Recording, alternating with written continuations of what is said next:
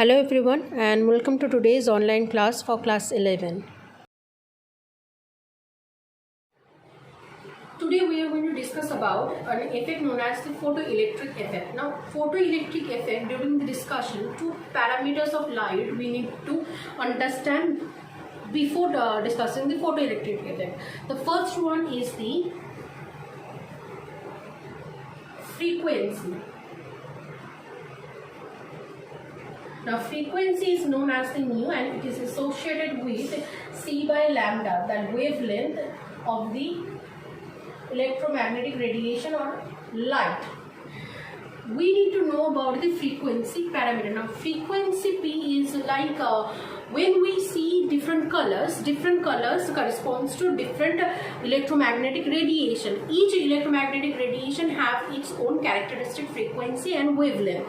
So when we are talking about that, we are changing color. Supposedly we are seeing different colors. That means we are seeing different electromagnetic radiation with their different with their different frequency. In a very simple term, like when you are changing color of a television or supposedly your laptop, changing the color, what you are actually doing is changing the frequency of the electromagnetic radiation that is being emitted from the screen.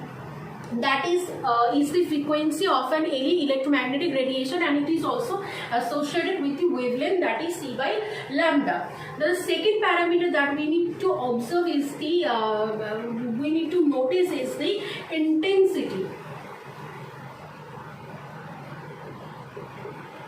Intensity of any electromagnetic radiation is the it is quite a bit of like a density. It can be comparable. We can compare that in our normal term with the density. Like supposedly we are when we are talking about that this is a very deep color, the green color that you are drawing is extremely deep. That means you are saying that the color that I am getting through my eyes, that I am perceiving, the intensity of that particular color is very intense. The intensity is very high. So try to dim it. When we are trying to dimming it, that means try to reduce the intensity of the color. Mind it, when I am talking about that color, I am not changing the color, I am not changing the electromagnetic radiation, I am not changing the frequency. So frequency associated with particular electromagnetic radiation, and by changing the intensity, like making it more deeper or making it a little bit dull, we are actually changing the intensity. Like in screen, in television screen, when you're changing the color, you're changing the frequency altogether. But when you're changing the brightness, like making it extremely bright or making it extremely dim, that means you're not changing the color anymore, but you're just changing the intensity of that color. So this is the two parameter you need to notice every time when we are going to discuss about the photoelectric effect. Two diagram I have drawn in the board.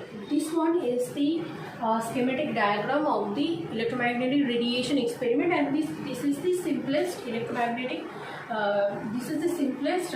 simplistic diagram for the photoelectric effect. Now let's look at this one. What I have drawn in here is two metal plates I have taken opposite, making them far apart from each other, and both of them are wired up through a battery. Now this is the positive pole of the battery, this is the negative pole of the battery, and an ammeter has been attached with it. Ammeter is the main device that detects the current flow through any wiring. Now when there is nothing is there, only this kind of setup is being done, this entire wiring with battery and ammeter has been attached with these two metal plate, no amount of current flow can be observed through the ammeter. Now what next scientists have done is that they have struck this metal plate with any electromagnetic radiation, and they observe if any deflection is going to observe in the ammeter. Deflection being that if any electron flow is starting from this one to this end, because we know that electron flow creates current electricity. So when they are when they are striking this metal plate with any incident electromagnetic radiation, no observation was being made through ammeter. So what they did, they next increased the frequency of the electromagnetic radiation, that they have taken higher electromagnetic radiation and they are striking this metal plate. By doing this experiment repeatedly with higher electromagnetic radiation, further there comes a point when at a certain frequency which is known as nu bar, when they are striking this metal plate with that particular frequency of electromagnetic radiation, they are seeing that ammeter is actually giving a detection, that is the current flow is happening, that is this metal plate is now ejecting the electrons towards this metal plate, and via the wiring the electron flow is happening. Now let's assume this diagram of this metal plate simplistic. Let's assume this is the metal plate and electromagnetic radiation is incidented over this particular point, and electromagnetic radiation with the nu bar, that certain frequency at which only the ejection of electrons started, at that with that electromagnetic radiation when this metal plate is being striked, the electron from the incident point instantly, this is very important point, instantly when it is heated, the electromagnetic radiation is striking, at that instant moment electron is ejected from that point. This is the observation that they observed through ammeter and through this entire experiment. Now what they did next is that instead of that nu bar, that minimum frequency at which the electron ejection started, they increased the electromagnetic frequency of electromagnetic radiation, that is they are now taking more higher frequency electromagnetic radiation and then striking the metal plate with that electromagnetic radiation, and they are trying to observe what the scenario. They found out that when they are striking the metal plate with higher frequency electromagnetic radiation compared to the nu bar, the minimum frequency, the amount of electron that is being ejected, that is being flowed, that is remaining same, but the speed of the the speed of the ejected electrons are increasing with the increased amount of with the increase in the frequency of the electromagnetic radiation. I am saying this point is very vital. I am saying it again. At a certain minimum frequency, the ejection of the electrons start and the ammeter start the detection, give the detection of the current flow. That frequency is we are designated as nu naught. In the next scenario, in the next experimental setup, the scientists are doing instead of the scientists are taking higher frequency compared to the minimum frequency, that is the nu dot at which the ejection started. They are taking higher frequency. The frequency of the electromagnetic radiation they have increased, and they are striking the metal plate with that higher frequency electromagnetic radiation. And they are observing that the amount of the electron that was rejected before, the electron amount, ejected amount of electron number is same. Even if you increase the frequency of the incident electromagnetic radiation higher, if you increase the frequency of the electromagnetic radiation, the number of the number of the electron that will be ejected from the metal plate, that is not changing, but the speed at which they are ejected from the plate is getting increased with the increase in the frequency of the electromagnetic radiation. That is, when you are striking the metal plate with higher frequency compared to the nu naught, and the speed of the electron that is being ejected is getting increased, but not the number of the electron. Then another scenario, another experimental setup they are doing is that they are taking a particular higher frequency. They are taking a particular higher frequency electromagnetic radiation compared to the minimum nu naught frequency, and they are striking the metal plate with that particular higher frequency electromagnetic radiation 2-3 times.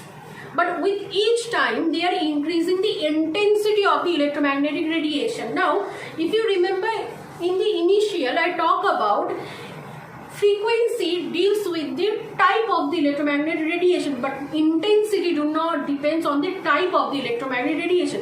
Rather, it depends on the brightness or the dullness. That is how density, kind of a density situation of a particular electromagnetic radiation. So in the last scenario, what we are doing is that we are not changing the electromagnetic radiation that is striking.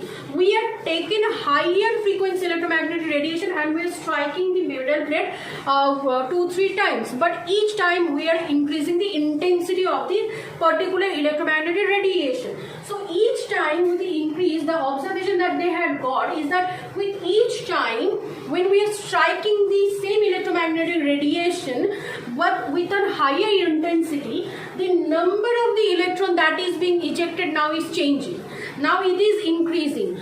Meaning when we are hitting the electromagnetic radiation with a higher frequency electromagnetic striking the metal plate with a higher frequency electromagnetic radiation, same amount of electromagnetic electron is getting ejected, but in the next time when we are striking that metal plate with same electromagnetic radiation but now with higher frequency, the number of electron that is being ejected will be higher compared to the last one, but with the same velocity, they will be ejected. And then again, if you increase the intensity of the electromagnetic radiation which is striking but with the same frequency, again the number of the electron that is being ejected will increase but the speed will be the same. So in a brief, if you conclude the electromagnetic photoelectric effect experiment, then you can say that metals required a minimum frequency electromagnetic radiation to eject electrons.